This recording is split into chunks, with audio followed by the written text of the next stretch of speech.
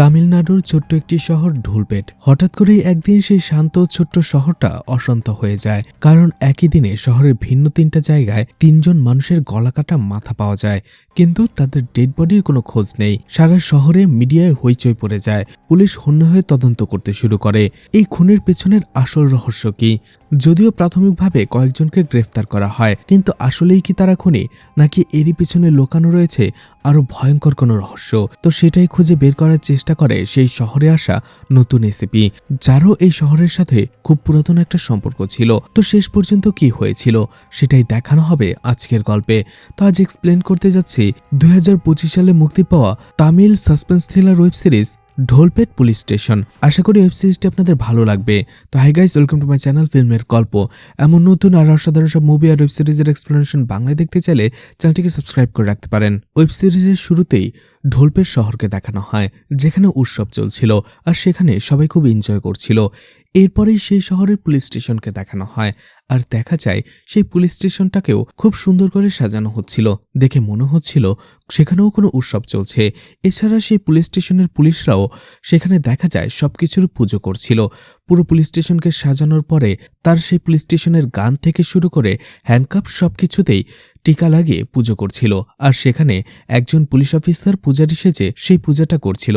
ঠিক তখনই দেখা যায় সেই থানায় পুলিশ কমিশনার সেতুপতি কন্ট্যাক্ট করার চেষ্টা করে, কিন্তু কেউ কমিশনারের ফোনটাই ধরছিল না। তারা সবাই ভাবছিল পূজায় বিঘ্ন ঘটবে, আর এই জন্য তারা ফোনটা না দেখেই কেটে দিচ্ছিল। বারবার বিরক্ত হয়ে যখন কমিশনার কল করছিল, তখনই সে কল করে সেই পুলিশ স্টেশনেরই একজন মেয়ে অফিসার মাসানিকে। মাসানি যখনই কমিশনারের নাম্বার দেখে, সে তাড়াতাড়ি ফোনটা রিসিভ করে এবং সেই থানার এসআইকে দেয়। সেই এসআই বলে তারা পুজো করছিল, এই জন্যই ফোনটা ধরতে পারেনি। সেতুপতি বলে, তোমার শহরে ইতোমধ্যে 4 ঘন্টায় 5টা অ্যাক্সিডেন্ট হয়ে গেছে, আর তুমি বসে থানায় পুজো করছো? তাড়াতাড়ি এখনই পেট্রোল টিম নিয়ে বাইরে বের হয়ে আসো, নয়তোবা তোমার চাকরি থাকবে না। এসআই বলে, স্যার এখনই সে যাচ্ছে। কমিশনার সেতুপতি আরও বলে, ঢোলপেট শহরে দিন দিন দুর্ঘটনা, ছিনতাই, চুরি এসব বেড়েই যাচ্ছে, আর এই জন্য ঢোলপেট পুলিশ স্টেশনে নতুন এসিপি জয়েন করবে কালকে। তার সবকিছু ঠিকঠাক করে রেখো। এসআই বলে, ঠিক আছে স্যার, আপনি কোনো টেনশন করবেন না। ফোন রাখার পরে এসআই থানার সবাইকে বলে, কালকে এই থানায় নতুন এসিপি জয়েন হবে, আর সে খুবই রাফ অ্যান্ড টাফ ম্যান, তাই তার সাথে সবাই সাবধানে কথা বলতে হবে, আর এসিপির রুমটা ঠিকঠাকভাবে পরিষ্কার করে রাখো। আর আমরা এখন কয়েকটা টিম মিলে চলে যাব নাইট প্যাট্রোলে। এরপরেই দেখা যায় মাসানি এবং আরও একজন পুলিশ অফিসার সেই এসিপির রুমটা পরিষ্কার করতে থাকে। তাদের দুইজনের কথা থেকে আমরা জানতে পারি এই থানায় অনেকদিন আগে একজন এসিপি এসেছিল, সেও চলে গেছে। এরপরে আর কোনো এসিপি এই থানায় জয়েন হয়নি, কিন্তু নতুন যে এসিপি আসছে সে নিজের ইচ্ছেতে ঢোলপেট পুলিশ স্টেশনটাকে বেছে নিয়েছে।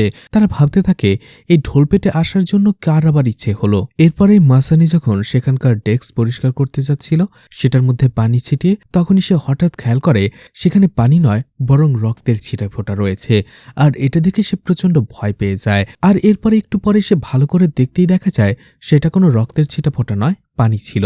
আসলে সেটা মাসানির একটা ভুল ধারণা ছিল।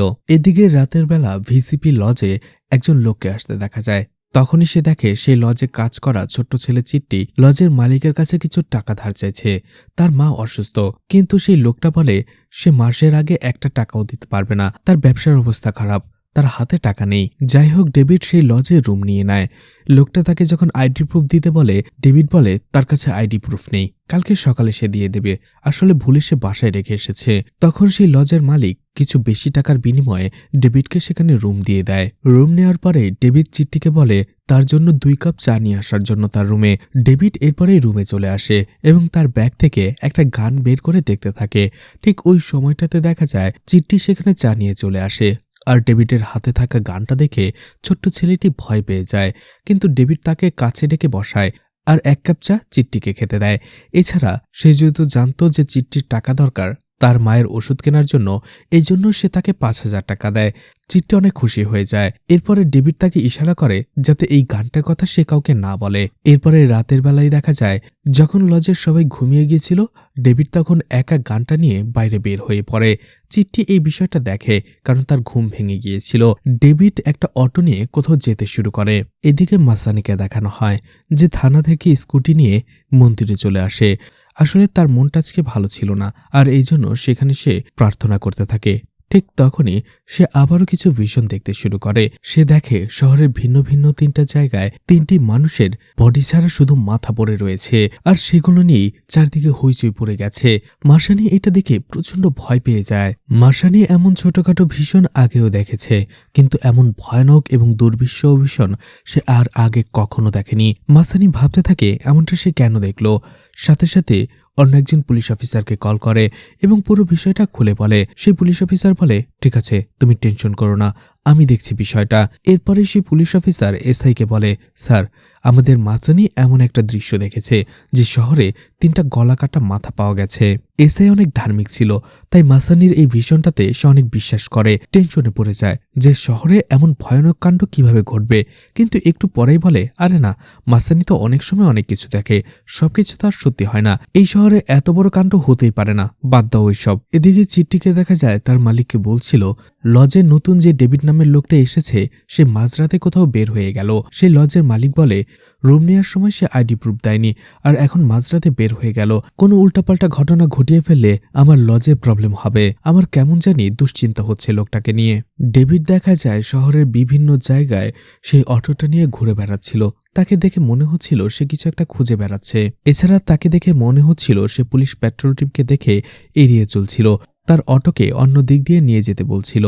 এদিকে সকাল 6টাতেই দেখা যায় একটি ছেলে দৌড়ে কোথাও চলে আসছিল, আর সে প্রচন্ড হাঁপাচ্ছিল। অন্যদিকে চন্দ্রার বাড়িতে কয়েকজন লোক আসে। গ্রামের মানুষরা চন্দ্রাকে অনেক বেশি ভালোবাসে, আর এই জন্যই তারা তার কাছে এসেছে তাদের বাচ্চার নাম রাখার জন্য।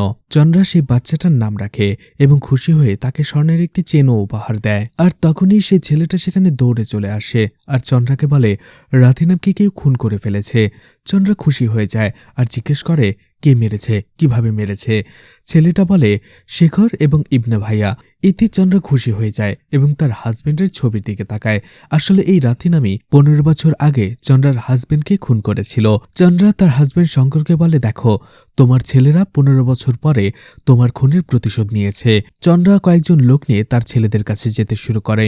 দেখা যায় কিছু দূরেই ইনবা আর শেখর রাতিনামের মাথাটা কেটে হাতে নিয়ে বসেছিল, আর এটা দেখার পরে চন্দ্রা প্রচন্ড খুশি হয়ে যায়। এরপরে চন্দ্রা সবার উদ্দেশ্যে বলতে থাকে, 15 বছর আগে আমার হাজবেন্ড শঙ্কর ছিল এই গ্রামের সবকিছু, তার সামনে কেউ ভয়ে মাথা উঁচু করে দাঁড়াতে পারত না। আর এই রাতিনাম যখন আমার হাজবেন্ড মদ খেয়ে মাতাল হয়েছিল ওই সুযোগে তাকে মেরে ফেলেছিল। তখন আমার ছেলেরা ছোট ছিল, কিন্তু আজ 15 বছর পরে আমার ছেলেরা বড় হয়েছে আর তারা তাদের বাবার হত্যার প্রতিশোধ নিয়েছে। এতে গ্রামবাসীরা অনেক খুশি হয়। এরপরে চন্দ্রা বলে, এখন আমাদের ইবনা আর শেখরের পাশে থাকতে হবে, যাতে করে পুলিশরা ওদের সাথে ভুলভাল কিছু না করে বসে। এরপরে তারা সবাই মিলে কোথাও যেতে শুরু করে। এদিকে এসআই সেই পুলিশ অফিসারকে বলছিল, তুমি না কালকে বলছিলে মাসানি দেখেছে 3টা কাটা মাথা পাওয়া যাবে শহরের বিভিন্ন জায়গায়, কিন্তু সেগুলো কোথায়? সবসময় ওর কথায় এত গুরুত্ব দিও না। ঠিক তখনই দেখা যায় ইবনা, শেখর এবং চন্দ্রা সেই কাটা মাথাটা নিয়ে সেখানে চলে আসে, সাথে গ্রামবাসীরাও ছিল। এটা যখন এসআই এবং বাকি পুলিশরা দেখে তারা হতবাক হয়ে যায়। সাথে সাথে পুলিশরা ছবি তুলতে শুরু করে আর তারাও সুন্দরভাবে পোজ দিতে শুরু করে। সাথে সাথে ইবনা আর শেখরকে অ্যারেস্ট করা হয়। সেখানে চন্দ্রা এবং বাকি লোকেরা সেখানেই দাঁড়িয়েছিল। চন্দ্রা পুলিশকে সবকিছু খুলে বলে কেন তার ছেলেরা রাতিনামকে খুন করেছে। ঠিক তখনই সেখানে এমএলএ চলে আসে। আসলে রাতিনাম এই এমএলএর হয়েই কাজ করত। এমএলএ তার লোকজনদের নিয়ে সেখানে চলে আসে।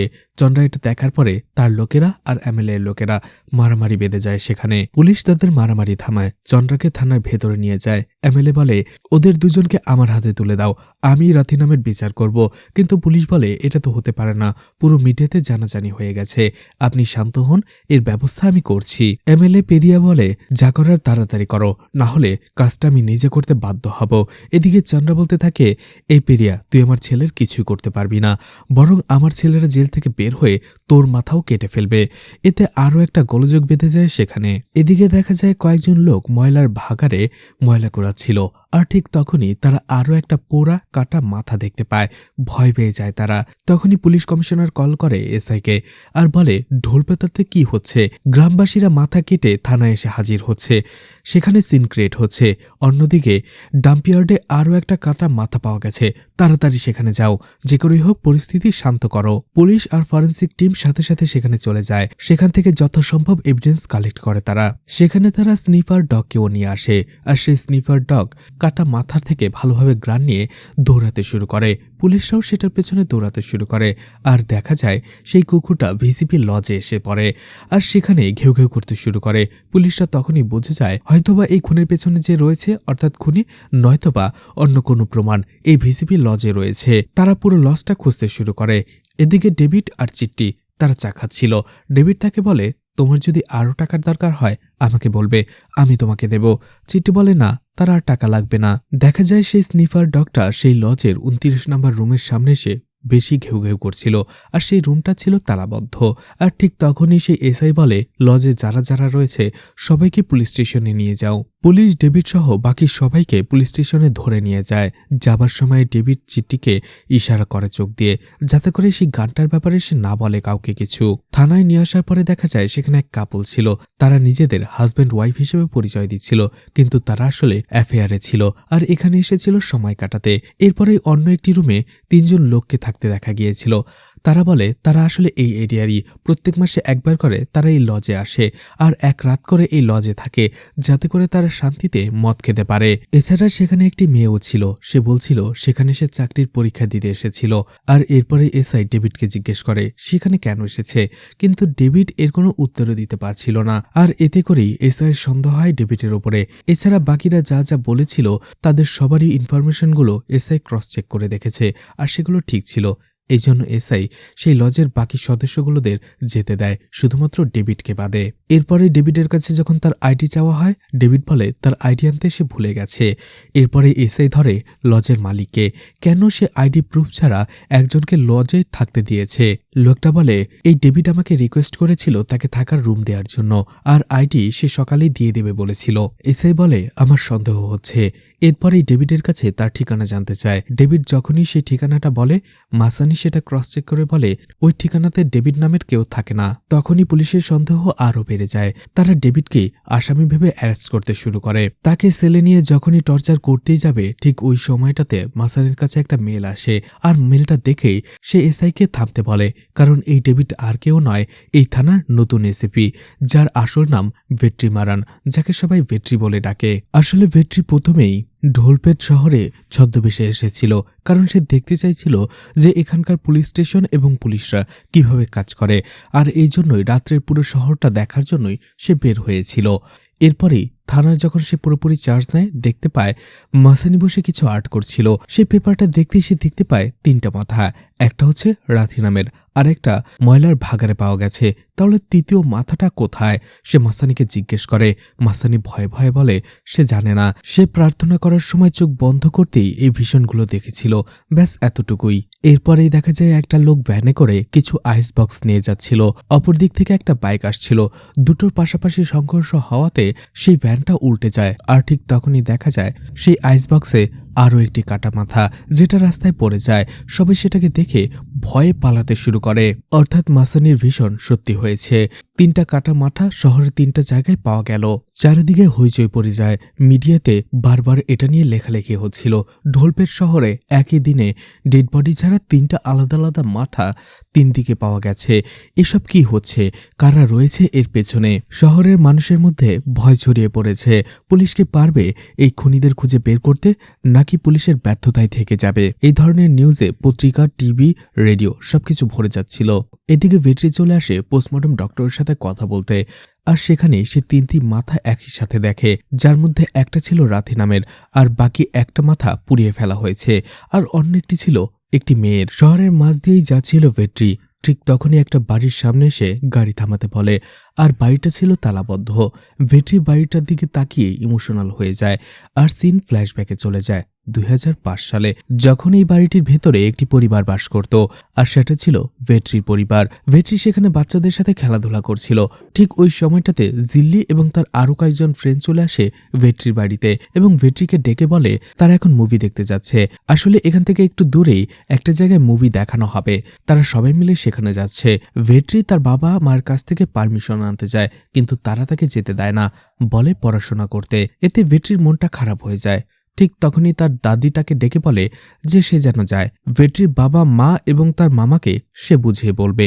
ভেট্রি অনেক খুশি হয়ে যায়। সে সবার সাথে চলে যায় মুভি দেখতে। দেখা যায় মুভি দেখতে দেখতে তারা দুজন সেখানেই ঘুমিয়ে পড়েছিল। সকালবেলা দৌড়ে তারা বাসায় চলে আসে। তাদের দুই পরিবারই হয়তো তাদেরকে খুঁজেছে এবং পেটাবেও। সারা রাত তারা দুজনে বাইরে ছিল।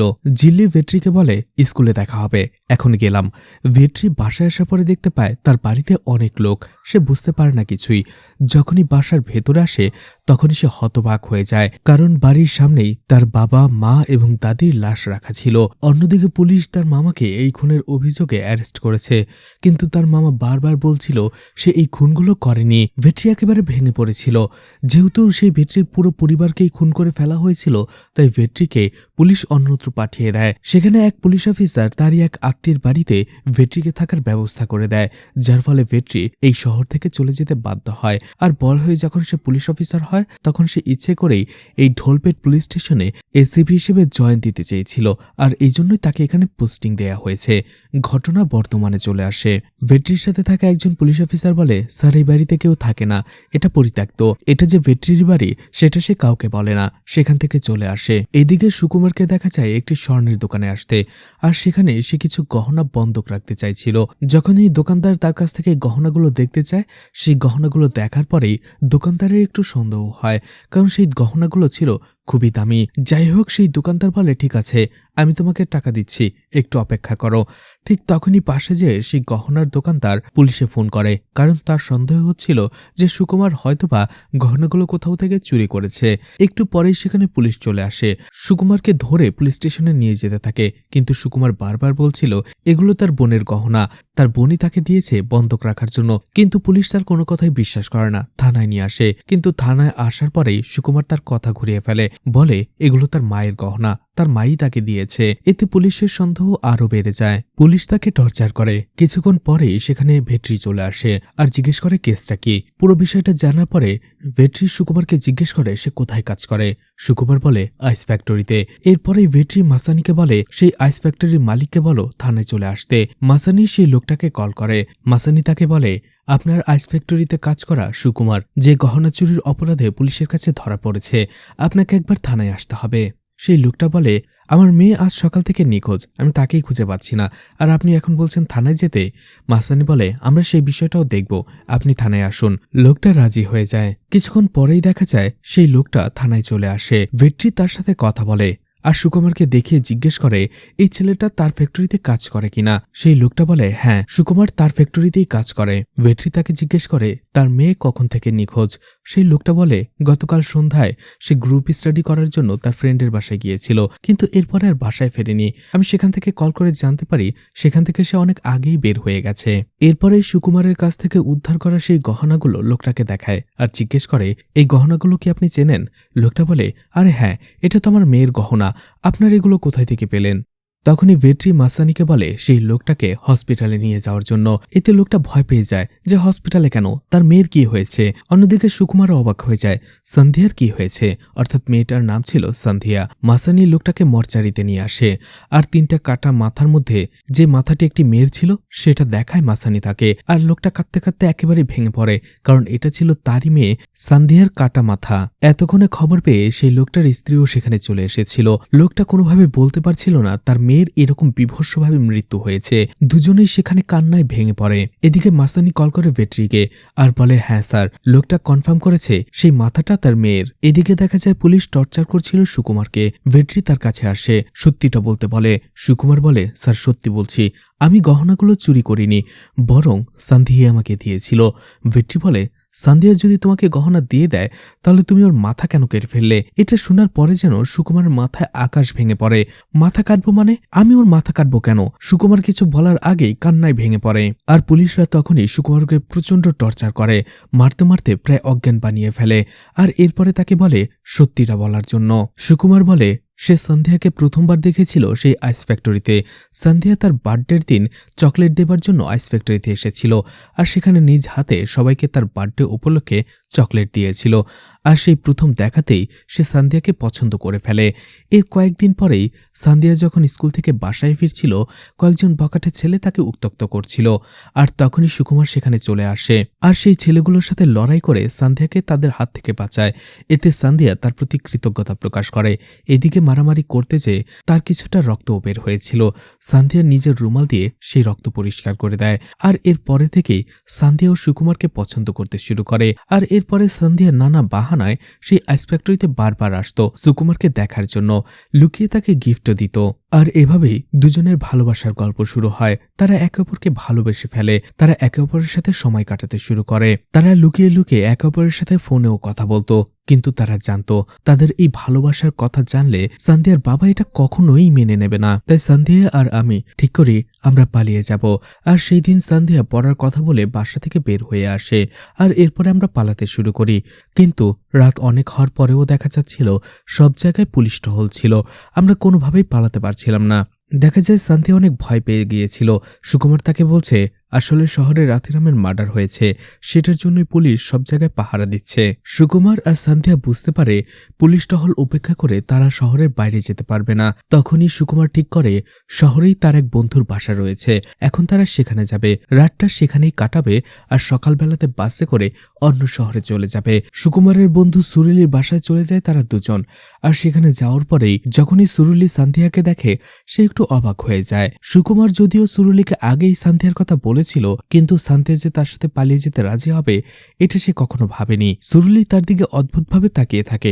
বিষয়টা খেয়াল করে সান্দিয়া। এরপরেই সুরুলিকে দূরে পাঠিয়ে সে সুকুমারকে বলে ও আমার দিকে এভাবে কেন তাকিয়ে থাকে, আমার ভালো লাগছে না বিষয়টা, চলো আমরা এখান থেকে চলে যাই। সুকুমার বলে আমরা নিরুপায়, এখন আর কোথাও যেতে পারবো না, আমরা একটা রাতেরই তো বিষয়, আমরা কালকে এখান থেকে চলে যাব। সুকুমার সুরুলিকে সবকিছু খুলে বলে, যার ফলে সুরুলি তাদের থাকতে দিতে রাজি হয়। সেখানেই একটা রুমে সে তাদের থাকতে দেয়। আর দেখা যায় সান্দিয়ার অনেক মন খারাপ ছিল আর সে ভয়ও পাচ্ছিল, বাসা থেকে এভাবে পালিয়ে এসেছে। কিন্তু সুকুমার বলে তুমি টেনশন করো না, আমি ঠিক একটা ব্যবস্থা করে ফেলবো, কালকেই আমরা এই শহর থেকে চলে যাব। আর এরপরেই তারা সেখানে ঘনিষ্ঠ হয়। দেখা যাচ্ছিল সুরুলি সেই ঘরে জানালা দিয়ে উকি মারছিল। যাই হোক, পরদিন সকালবেলাতেই তারা দুইজন যখনই সেখান থেকে চলে আসতে যাবে তখনই সান্দিয়ার ব্যাগটা ছিঁড়ে যায়। তখনই সুরুলি তার নিজের একটা ব্যাগ তাদের দিয়ে দেয়। আর এরপরে সেই ব্যাগের ভিতরে সবকিছু ভরে তারা সেখান থেকে চলে আসে বাস স্ট্যান্ডে। সেখানে আসার পরে সুরুলি আবারও সুকুমারকে কল করে আর বলে আমি আমার গ্রামে কথা বলেছি, সেখানে মন্দিরে যদি বিয়ে করতে চাও তাহলে আমি বিয়ে করিয়ে দিতে পারবো, কিন্তু তার জন্য কিছু খরচ করতে হবে। আসলে বিয়ের অনুষ্ঠানের জিনিসপত্র কেনা এবং থালি সাজানোর সব জিনিসপত্র কেনার জন্য কমপক্ষে 20,000 টাকা লেগে যাবে। টেনশনে পড়ে যায় সুকুমার, তার কাছে এত টাকা ছিল না। তারা কি করবে, কিন্তু বিয়েটাও তো করতে হবে। ফোন রাখার পরে সান্দিয়া বলে আমি সব কথা শুনেছি, তুমি এক কাজ করো। ব্যাগ থেকে সান্দিয়া তার কিছু গহনা বের করে দেয় সুকুমারকে আর বলে এগুলো বিক্রি করে বা বন্ধক রেখে টাকা নিয়ে এসো, পরে আমরা এগুলো ছাড়িয়ে নিতে পারবো। যদিও সুকুমার কোনোভাবেই নিতে চায় না, সান্দিয়া তাকে জোর করে। এরপরে সুকুমার বলে ঠিক আছে তুমি এখানেই বসো, আমি তাড়াতাড়ি যেয়ে চলে আসছি। এছাড়া তার মোবাইলটা সে সান্দিয়াকে দিয়ে যায় কোনো বিপদে পড়লে সরুলিকে কল করার জন্য। এরপরে সুকুমার সেখান থেকে চলে আসে। এরপরে সান্দিয়ার সাথে কি হয়েছে সত্যি সে কিছু জানে না। আর এরপরেই পুলিশ তাকে এখানে ধরে নিয়ে এসেছে।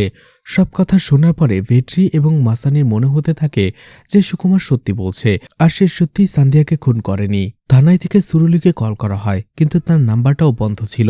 যদিও ভেট্রি আর মাসানি মনে করছিল যে সুকুমার নির্দোষ, কিন্তু তার নির্দোষ হওয়ার পক্ষে কোনো প্রমাণ ছিল না, যার ফলে তারা তাকে ছেড়েও দিতে পারছিল না।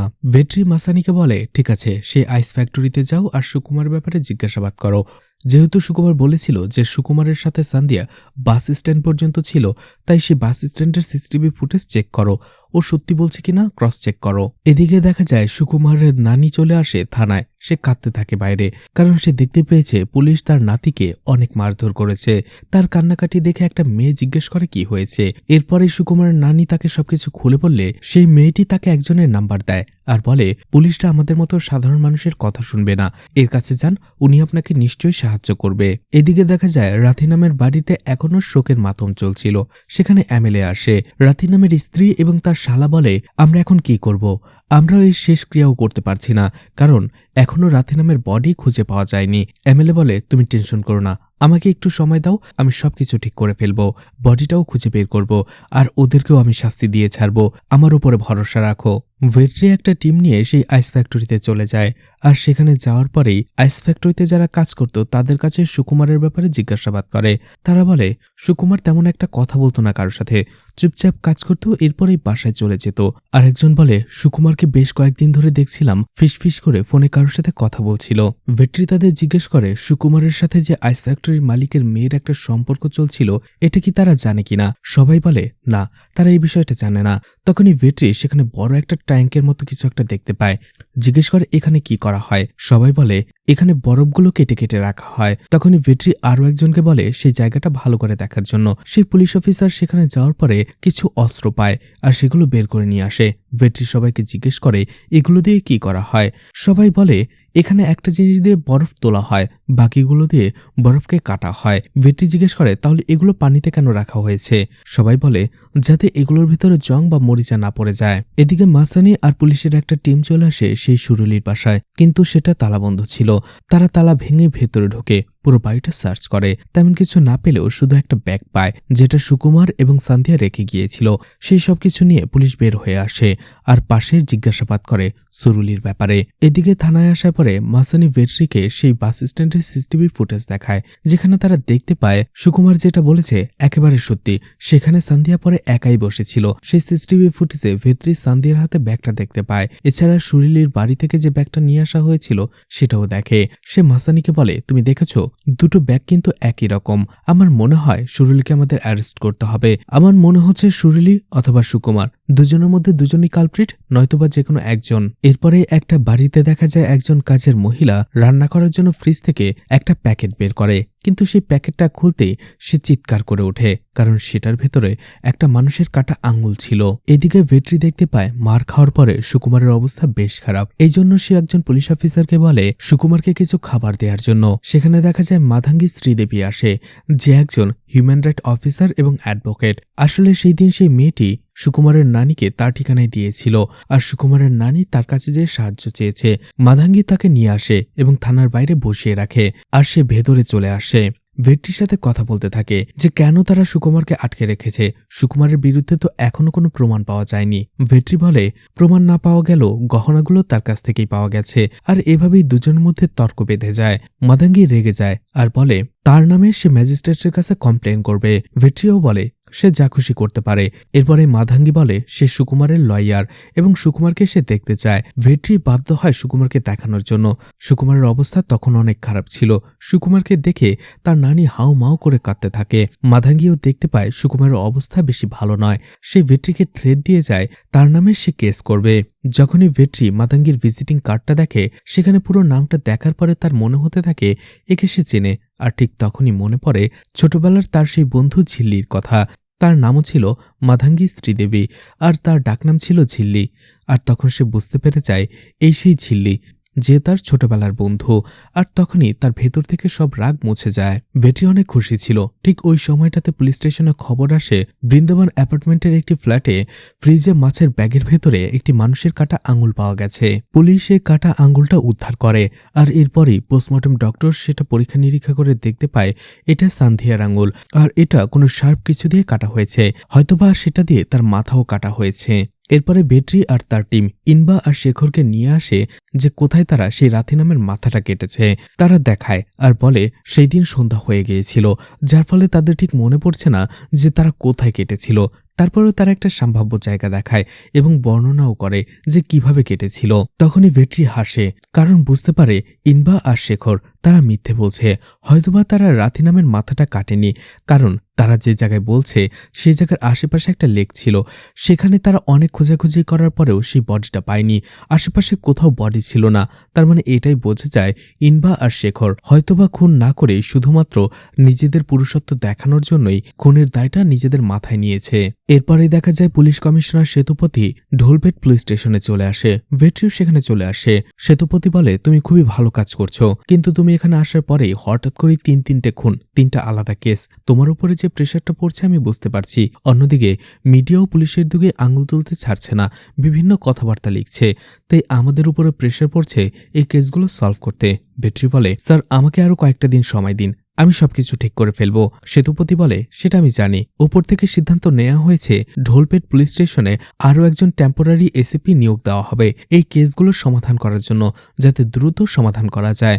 ভেট্রি প্রথমে আপত্তি জানালেও তার কিছু করার ছিল না। আর তখনই দেখা যায় নিউ এসিপি সেখানে চলে আসে, এসিপি অর্জুন। এরপরেই দেখা যায় এসিপি অর্জুন আর ভেট্রি দুজনের মধ্যে তেমন কোনো বনিবনা ছিল না। সেতুপতি বলে, তোমরা দুজনেই খুবই স্মার্ট এবং ইন্টেলিজেন্ট। আমি জানি তোমরা দুজনেই কেসগুলো খুব দ্রুত সমাধান করতে পারবে, কিন্তু আমি চাই তোমরা দুজন দুই পাশে ইগোটা রেখে শুধুমাত্র কাজে মনোযোগ দাও, তাহলেই রেজাল্টটা পাবো। সেতুপতি সেখান থেকে চলে আসে। এরপরে ভেট্রি অর্জুনকে বলে, তোমার পুরো আলাদা কেস দেখতে হবে না, শুধু আমাকে সাহায্য করলেই হবে। কিন্তু অর্জুন বলে সে সেটা করবে না, সে আলাদা কেস তার নিজের মতো করে ইনভেস্টিগেশন করবে। অবশেষে ভেট্রি তাকে রাতে নামের কেসটা দেয়। একটু পরে থানায় মাধাঙ্গি চলে আসে, কিন্তু সে ভুল করে এসিপি অর্জুনের রুমে ঢুকে যায়।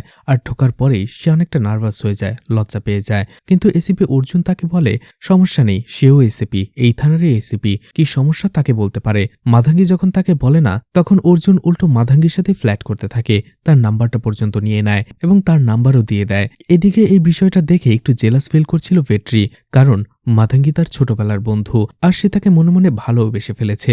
মাধাঙ্গি এরপরেই যখন ভেট্রির কাছে যায়, তাকে একটা নোটিশ দিয়ে দেয়। আসলে সে তার নামে ম্যাজিস্ট্রেটের কাছে কমপ্লেন করেছে, কিন্তু এতেও কিছু মনে করে না ভেট্রি। এদিকে ভেট্রি আর তার টিমকে দেখানো হয়। ভেট্রি ভাবতে থাকে রাথিনাম এবং সান্ধিয়ার কাছে তারা অনেক দূর এগিয়েছে, কিন্তু বাকি আরও একটা যে কাটা মাথা পাওয়া গেছে সেটার ব্যাপারে এখন পর্যন্ত তারা কোনো ইনফরমেশনই পায়নি। আর তার মনে হতে থাকে সে যখন সেই লজে ছিল তখন সেই স্নিফার ডগটা ময়লার ভাগার থেকে সেই ভিসিপি লজে চলে এসেছিল এবং সেই লজের রুম নাম্বার 29-এর সামনে এসে ঘেউ ঘেউ করেছিল। তখনই ভেট্রি তার টিমকে বলে, আমার মনে হয় আমরা সেই লজে কিছু মিস করছি। তাই তারা তখনই সেই লজে চলে যায়। লজে যেয়ে প্রথমেই সে রেজিস্টার বুকটা দেখে। সে যেদিন লজে এসেছিল সেই দিন রুম নাম্বার 29-এ কে এসেছিল সেটা চেক করে, কিন্তু সেখানে শুধুমাত্র একটা নাম লেখা ছিল, address, phone number, ID proof কিছুই ছিল না। সেই মালিককে জিজ্ঞেস করে এগুলো কোথায়। সেই লোকটা বলে সেও আপনার মতো এসেই বলেছিল যে সকালে দেবে। চিট্টি বলে হ্যাঁ, আর এই জন্যই মালিক 3000 টাকা বেশি নিয়ে রুমটা দিয়ে দিয়েছিল। এরপরে ভেট্রি জিজ্ঞেস করে যেদিন এই লজে পুলিশ এসেছিল সেদিন তারা সেই রুমে ছিল কিনা। চিট্টি বলে না, সেই দিন তারা ছিল না। ভেট্রি জিজ্ঞেস করে এরপরে কি তারা এসেছিল বা চেক আউট করে চলে গিয়েছিল। চিট্টি বলে না, তারা আসলে এই লজে একদিনই ছিল, এরপরে বের হয়ে গিয়েছিল, কিন্তু এরপরে তারা আর ফিরে আসেনি, এমনকি চেক আউটও করেনি। সেই রুমটা তারা খোলে, কিন্তু সেখানে তেমন কিছুই পায় না। সেখান থেকে তারা যেসব স্যাম্পল কালেক্ট করার সবকিছুই করে নেয় সেই কাটা মাথাটার সাথে ম্যাচ করার জন্য। ভেট্রি চিট্টিকে জিজ্ঞেস করে এই রুমের ব্যাপারে সে কিছু জানে কিনা, অথবা এই রুমটা পরিষ্কার করার জন্য সে এসেছিল কিনা, বা তারা কোনো কিছু অর্ডার করেছিল কিনা। চিট্টি বলে না, সে এই রুম পরিষ্কার করতে এসেছিল, কিন্তু তারা বলেছিল সেটা লাগবে না, আর সাথে সাথে দরজা লাগিয়ে দিয়েছিল, তারা কিছু অর্ডারও করেনি।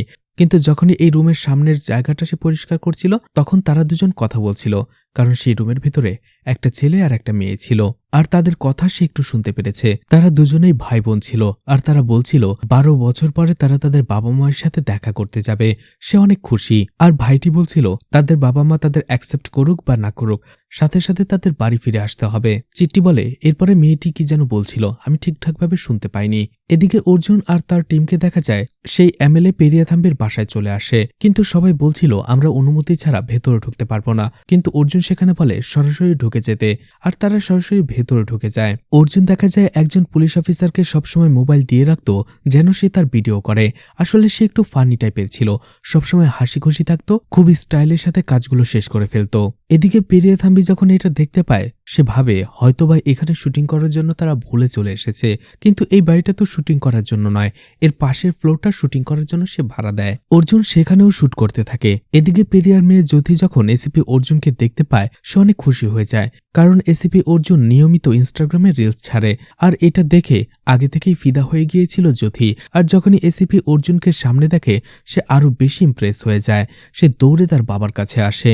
এদিকে পেরিয়া এসিপি অর্জুনকে বলে এটা শুটিং স্পট না, পাশেরটা শুটিং ফ্লোর, আপনারা সেখানে চলে যান। তখনই জ্যোতি সেখানে আসে আর বলে বাবা তুমি ভুল করছো, উনি শুটিং করতে আসেনি। তখনই এসিপি অর্জুন বলে ঢোলপেট পুলিশ স্টেশনের নতুন এসিপি সে, আর রাথি নামের কেসটা সেই ইনভেস্টিগেশন করছে। এরপরে অর্জুন পেরিয়াকে বলে আমি জানি রাতিনাম কি ছিল? সে একটা বিষাক্ত গাছ ছিল, আর সেই বিষাক্ত গাছে পানিকে ঢালতো সেটাও আমি জানি। এখন যেহেতু সেই গাছটা উপড়ে গেছে, তো সেই গাছে উপড়ানোর পেছনে কে কে আছে সেটা আমি নিশ্চয়ই খুঁজে বের করে ফেলবো। অর্জুন তাদের হুমকি দিয়ে সেখান থেকে চলে আসে। আসলে অর্জুনের সন্দেহ ছিল রাতিনামের মার্ডারের পেছনে হয়তোবা এমএলএর হাত থাকতে পারে। সে চলে আসতেই যাবে, জ্যোতি তাকে আটকায় আর বলে সে তার অনেক বড় ফ্যান, সে তার সাথে সেলফিও নেয়, এমনকি নাম্বারটাও এক্সচেঞ্জ করে নেয়। অন্যদিকে একজন পুলিশ অফিসারের এরকম উদ্ভট কর্মকাণ্ড দেখে মাসানি প্রচণ্ড রেগে যাচ্ছিল। সে বারবার আরও একজনকে বলছিল পুলিশ অফিসার কি কখনো এমন করে, সে এমন কেন করছে। অর্জুন সেখান থেকে চলে আসার পরেই পেরিয়ার শালা তাকে বলে আপনি একজন এমএলএ, সেটা জানা সত্ত্বেও ও আপনার সাথে যেভাবে কথা বলল আমার মনে হয় না ও কোনো সাধারণ মানুষ। পেরিয়া বলে আমারও সেটাই মনে হয়। ওর ব্যাকগ্রাউন্ড খুঁজে বের করো, ও কোথায় কি করেছে সবকিছু খুঁজে বের করো। এদিকে এসআই ভেট্রিকে বলে স্যার, সেই লজের ভেতরে রুম নাম্বার 29-এ আমরা যে চুল পেয়েছি সেটার ডিএনএ এর সাথে ময়লার ভাগারে যে মাথাটা পাওয়া গেছে সেটার ডিএনএ ম্যাচ করে গেছে। এছাড়া সেই রুমে হুইস্কি এবং পানির বোতল থেকে আমরা ফিঙ্গারপ্রিন্ট কালেক্ট করেছি, কিন্তু সেটার সাথে আমাদের ক্রিমিনাল ডেটাবেজের কারোর ম্যাচ হয়নি। আর ময়লার ভাগারে পাওয়া মাথাটা অর্ধেক পুড়ে গিয়েছিল সেই ময়লার ভাগারে ধরা আগুনের কারণেই। আসলে পুলিশ প্রথমে ভেবেছিল যাতে পুলিশ আইডেন্টিফাই করতে না পারে সেই জন্য খুনি মাথা কাটার পরে সেটা পুড়িয়ে ফেলার চেষ্টা করেছিল, কিন্তু সেটা আসলে ময়লার ভাগাড়ের আগুনে পুড়ে গিয়েছিল, খুনি পোড়াতে চায়নি। ভেট্রি বলতে থাকে চিট্টির কথা মতো সেই রুমে যে দুইজন ছিল তারা ভাই বোন, কিন্তু ছেলেটি এখন কোথায় যে 12 বছর পরে তার মা বাবাকে খুঁজতে এসেছিল তার বোনের সাথে। আর খুনি কেনই বা মাথা কেটে ময়লার ডাস্টবিনে সেটা ফেলে দিতে চেয়েছিল? তাহলে ভিকটিম আর ভিকটিমের পরিবারের সাথে আসলে সেই দিন কি হয়েছিল? এসআই বলে স্যার, এই লজের মালিক যদি আইডি প্রুফ নিয়ে রুম দিত এবং লজে যদি সিসিটিভি ক্যামেরা থাকতো তাহলে এই কেসটা এত জটিল হতোই না। ভেট্রি বলে যেটা হবার হয়ে গেছে, এখন যে করেই হোক এই কেসটা আমাদের সমাধান করতে হবে। এখন আমাদের আগে ঢোলপেট শহরে যে যে জায়গায় সিসিটিভি ক্যামেরা রয়েছে সেই ফুটেজগুলো কালেক্ট করো, দেখো সেখান থেকে কোনো ইনফরমেশন পাওয়া যায় কিনা। এছাড়া আমাদের থানা, আশেপাশের থানা থেকে মিসিং রিপোর্টগুলোও খুঁজে বের করো। এছাড়া 12 বছর আগে ছেলে মেয়ে নিখোঁজ হয়েছে এমন মিসিং রিপোর্ট এবং ফরেন্সিক রিপোর্টগুলো কালেক্ট করো। ভেট্রি বলে যেহেতু তারা এই লজে উঠেছিল, হয়তোবা তারা যে বাড়িতে যাবে সেটা এই লজের কিছুটা দূরে বা আশেপাশেই, সেটাও খুঁজে বের করতে হবে আমাদের। এরপরেই এক দম্পতিকে দেখানো হয় যারা ছোট্ট একটা ছেলের ছবিতে মালা চড়িয়ে সেটার সামনে বসে কাঁদছিল। হয়তোবা এটা সেই ছেলে মেয়ের বাবা মা যারা 12 বছর আগে নিখোঁজ হয়ে গিয়েছিল, কিন্তু সেই ছেলে আর মেয়ের সাথে লজে অথবা লজের বাইরে কি এমন হয়েছিল যেখানে তাদের মাথা কেটে ফেলা হয়েছে? অন্যদিকে সান্তিয়ার মাথা কে কাটলো, কে তাকে এমন নির্মমভাবে খুন করলো? অন্যদিকে রাধি নামের মাথায় বা কে কাটলো? এদিকে ইনভা আর শেখর কেন এই খুনের দায় নিজের কাঁধে নিল? এই সবকিছুর প্রশ্নের উত্তর ধীরে ধীরে পাওয়া যাবে এই ওয়েব সিরিজের পার্ট 2-তে। পার্ট 2 দেখতে চাইলে অবশ্যই কমেন্ট করে জানাতে পারেন, আমি খুব দ্রুত পার্ট 2 নিয়ে আসবো। তো ওয়েব সিরিজটি আপনাদের কেমন লেগেছে কমেন্ট করে জানাতে পারেন। তো মুভিটা আপনাদের কেমন লেগেছে কমেন্ট করে জানাতে পারেন, আর মুভিটা ভালো লাগলে লাইক কমেন্ট শেয়ার করে পাশে থাকতে পারেন। তো আজকের মতো বিদায় নিচ্ছি, আবারও দেখা হবে নতুন কোনো মুভি বা ওয়েব সিরিজ নিয়ে। ততক্ষণ পর্যন্ত ভালো আর সুস্থ থাকবেন সবাই। আজকের মতো বিদায় নিচ্ছি, আল্লাহ হাফেজ।